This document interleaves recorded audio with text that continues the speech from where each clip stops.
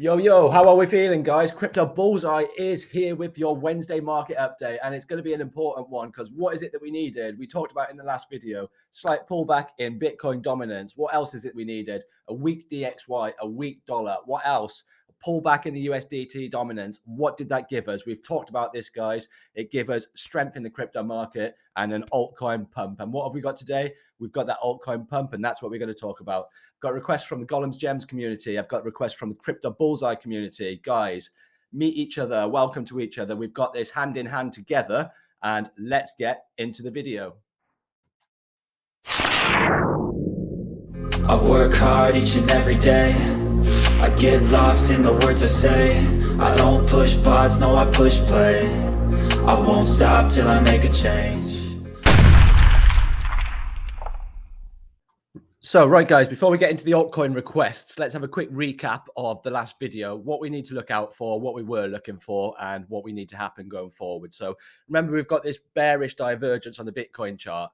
Bitcoin is currently testing the resistance at 28,493 again. Remember, we broke this 276-day resistance level. We were trending in this level sideways for some time now, 276 days.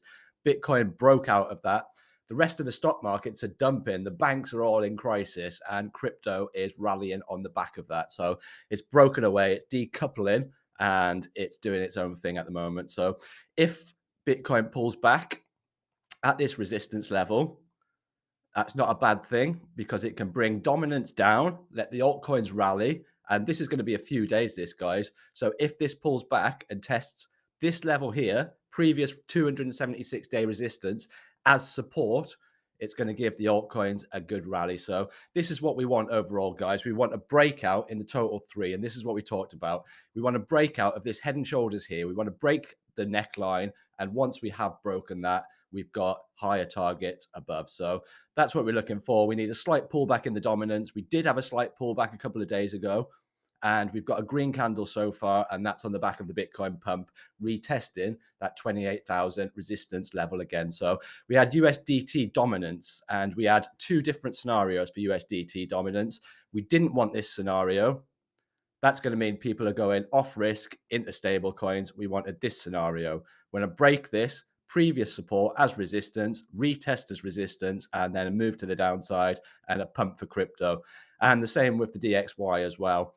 Weak dollar, we want a weak dollar, and we want to break this support level, retest as resistance, and move to the downside. People coming out of dollars into other assets, i.e. crypto. So that's a recap of the last video. Let's look at your altcoin requests now, guys. Right, here we go, guys. This is what the bubbles look like. This is the gains for the day on the top crypto players. You can see Arbitrum's up 11.4%. We will talk about that very shortly. XRP 19.5%. We're going to look at XRP very shortly. But that's the scale of it. That's what happens when you've got a weak dollar. People are fearful of that dollar. People don't believe in that, and they're going into other assets. So crypto's pumping on the back of that. And you can start with Ethereum. We'll see Ethereum is creating a bottoming pattern, and it is lagging in comparison to Bitcoin. The Ethereum versus Bitcoin chart is looking pretty juicy at the moment. So possibly Ethereum is going to have a run against Bitcoin. Bitcoin's absolutely smashed the last couple of months as far as the rally is concerned, and that's why it's the dominance leader. So what are we doing on Ethereum? Some strong bullish indications here on Ethereum, and you can see we've had this pattern play out, head and shoulders pattern. And what does this mean? Everyone's heard of a head and shoulders pattern. What does it mean? What is a breakout of a head and shoulders? Why is it so important, and why does it often play out? So firstly, we know that the market trends in three ways. We either making a series of higher lows and higher highs, or lower lows and lower highs. So the market moves in two ways. And you can see here, we're in a downtrend. The bears have managed to push price action back down to this level here and this level here. So you created your left shoulder, you've created your head. Then what happens? You get the bullish momentum to the upside. Here is where the battle between the bulls and the bears starts again, at this resistance level, at this neckline. And you can see that the bears regain control, but what did they not manage to do? They haven't managed to create that lower low.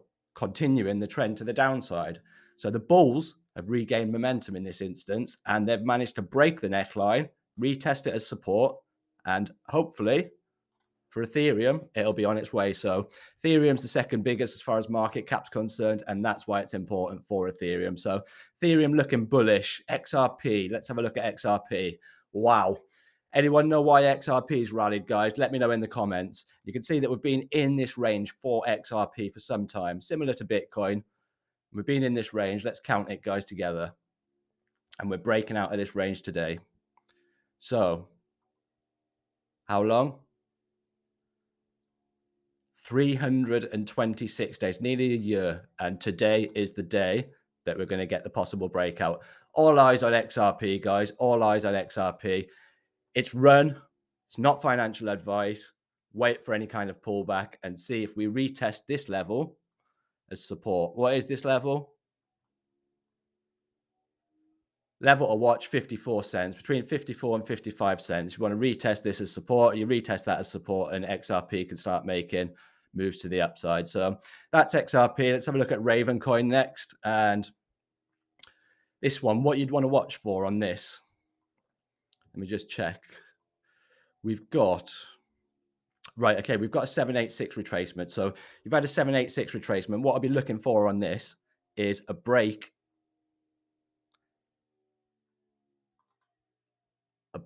of this here.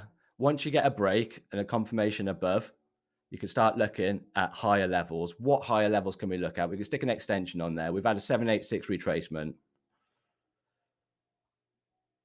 Back down.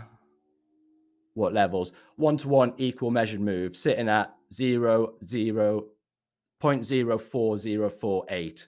You've got your 1272 extension level sitting at 0.04573. Where would you put your stops here? You put your stops below this previous low here.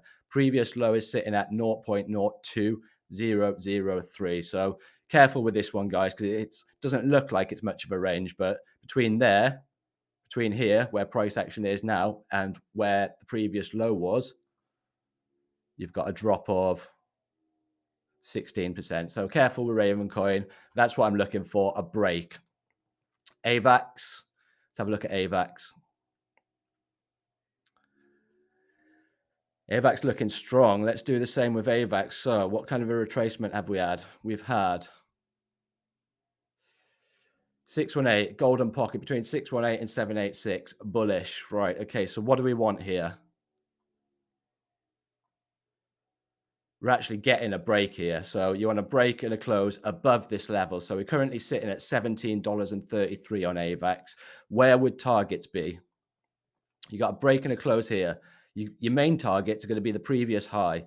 And I don't go by the previous high of the wick. I'm more conservative than that. I'll go for the previous high close, which is sitting at $21.38. Where's your stops? Got tight stops here, back in the range. None of this is financial advice, $15.64. So we'll have a look at Zig Zag. This is one that I'm not familiar with, but I know it's trending a lot at the moment. So let me know in the comments, guys, what you know about Zig Zag. Looks like it could be quite a high risk one. This is the Mexi chart. So what do you want on there? We've got a bit of a range here. So you got a range and whoops. People are just accumulating in these levels, just filling their bags at these levels. So what's the distance between the top and the bottom of this range? That's 416%, guys. It doesn't look much. It's 416%. So between where price action is currently sitting and top of the range, 106%, guys, just to the top of the range. So remember, not financial advice. If you were to trade this, if I were to trade this, I wouldn't be going outside the range. I'd have tight stops below the bottom, sitting at 0.0359. And then you've got your targets at the top there, 100% targets. That's a 2.28 risk to reward, guys. Right, Aptos. Aptos looking strong. Had a break. See how shallow this retracement was.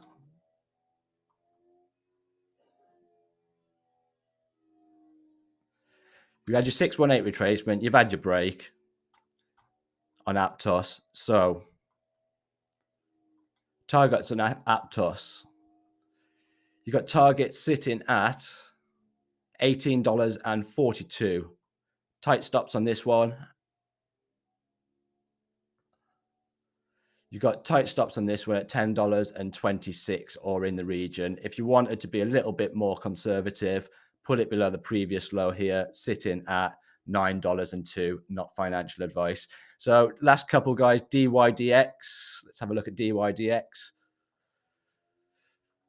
Stick a fib extension on there. We're in an uptrend. We can stick an extension to the upside. And what are we looking at here? So equal measured move on DYDX sitting at $4.379, 4.379 on DYDX. More conservative, and you're looking at the previous high. You're looking at $3.25, stops below the previous low. And what would the gains be on that percentage-wise? 27%, not to be sniffed at. So not financial advice, guys. It's forming a bit of a head and shoulders, an inverse head and shoulders here. You can wait for the break of that, and then you can go for the higher extension of the equal measured move here, sitting at $4.39. But you need a bit of confirmation there first on DYDX.